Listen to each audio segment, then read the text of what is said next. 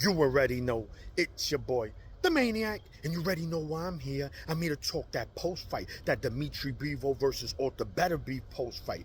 And man, oh man. But before I do, you already know why I'm repping that Four Corners Boxing, baby. Make sure you go like, share, subscribe to the channel. And also, the Boxing Roundtable. Make sure you go like, share, subscribe to the channel. Now, with that being said, let's talk about it. Let's talk about it. Artur Beterbiev versus Dimitri Bivol. Listen, man, I know a lot of people, most of the boxing community is yelling robbery. But listen, that's one thing we doing too quick in this sport is yelling robbery. Look, don't get me wrong. I said, listen, I could see this a draw. If not, Bivol split or majority decision. Right? I kind of had Bivol winning. But I'm not mad at 115, 113 for Beterbiev. Now, 116, 112, I do got a problem with that. Ain't no way Beterbiev won 8 rounds. Let's keep it real with that. That part, that one judge. But the other 2 judges had it pretty right on the head, bro. Right there. I don't know why fans get too, robbery. What's a robbery? Half of y'all can't define the robbery. That's the problem. You got to win 10 to 9 rounds definitively. Definitively. Where Ray Charles could see it. Then you could say robbery. This was no robbery. Now, yes, for the most part, it's looking like Bivol's controlling the fight with his jab and his movement, which he did a good job of. Let's not get anything confused about it. But you can't fight in spots. He'll fight in spots. Bivol will go ahead and steal a round and vice versa. But I think what it came down to, those last 3 rounds, the 10th, the 11th, and 12th, Beterbiev swept those rounds, man. And that ultimately is what caused them to fight. That's what caused them to fight, man. Because if that judge has it for Bivol, then we have a majority draw. So you can't, especially championship rounds. De La Hoya Trinidad, Laura Canelo. Listen, those are perfect examples when you take your foot off the gas late in the fight. These are the things that happen to you, man. You can't, man, I got this fight. No, you got to fight through. This is boxing, unfortunately, is a controversial sport, man. And these are the things that happen. So, listen, I see no robbery. I'm okay with the decision. I'm not okay with that scorecard, that 116, 112. I'm not okay with that thing. That was out of line. But Beterbiev winning the fight, I'm not mad at all. Like, you gotta really look at the fights. Remember, because Bivol, I'm gonna give you an example. Bivol will be cooking Beterbiev 1 round, will start the next round cooking him for like the first 40 seconds. And then Beterbiev would take that.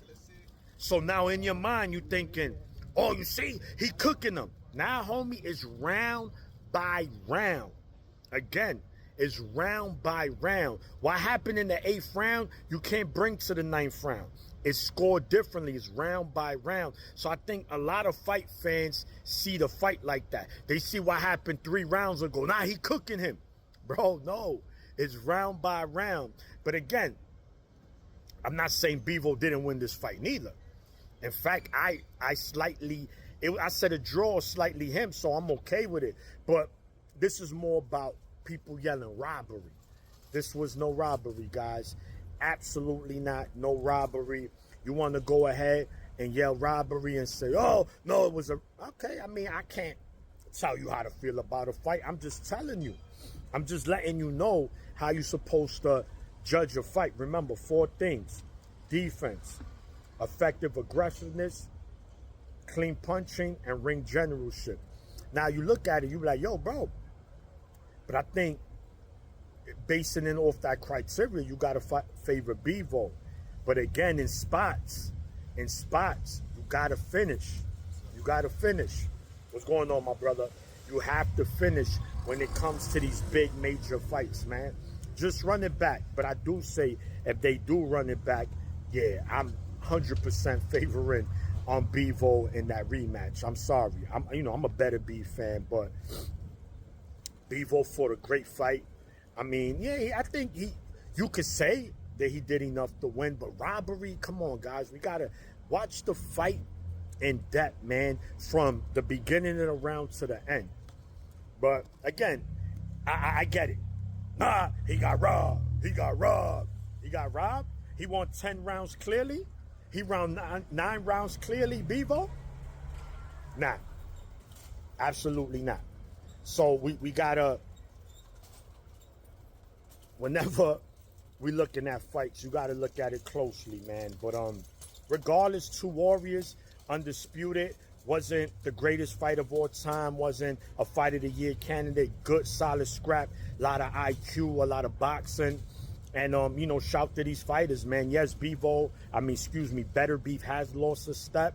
So, you know, he needs to really check, like, what he wants to do, get a payday. Shit, I'll call out Canelo. I'm sorry. People, what you mean, Canelo? Yeah, Canelo's fought at 175 against Bivol. In fact, Beterbiev stylistically is a better matchup for Canelo than Bivol is, because based on Bivol's skill and his movement and his length and the way he uses the jab, his 1-2 is probably one of the best in boxing right now. And, you know, Beterbiev is going to be there to be hit all night for Canelo based on his style. So their styles mesh up good, but is Canelo going to take that fight? Because that's an opportunity to be undisputed at light heavyweight just in one fight.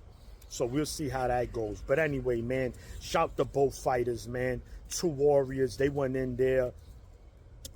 If they rematch, I'm okay with that. If they don't, I'm okay with that. So, quick recap. It's your boy, the Maniac, and I'm out. 1.